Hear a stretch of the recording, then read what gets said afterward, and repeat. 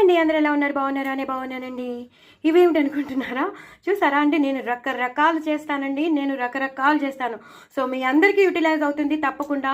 ఇలాంటి స్నాక్స్ ఉంటే మాత్రం ఇలాగే తినాలని రూల్ లేదు, మనం రకరకాలుగా తినచ్చని నేను నిరూపిస్తున్నాను.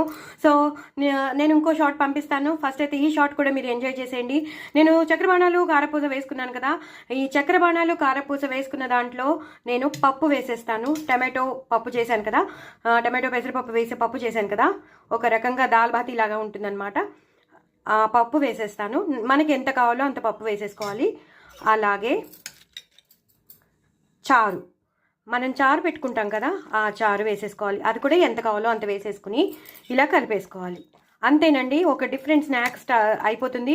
ఇవి క్రంచీగా ఉన్నవి కాస్త కొంచెం సాఫ్ట్ అవుతాయి, కొంచెం క్రంచీగా ఉంటాయి, కొంచెం సాఫ్ట్గా ఉంటాయి, కొంచెం క్రంచీగా ఉంటాయి.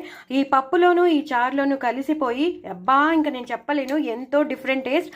ఇంకా పిల్లలు ఆపుకోలేరు, మీరు కూడా ఆపుకోలేరు, అంత బాగా తినేస్తారు. నిజంగా చెప్తాను, చాలా డిఫరెంట్గా ఉంటుందండి. నార్త్ ఇండియాలో మనం చాట్ బండార్లో ఉన్న అవన్నీ మనం దాల్ బాటీ అని చాలా ఉంటాయి, చాలా చేస్తారు అక్కడ.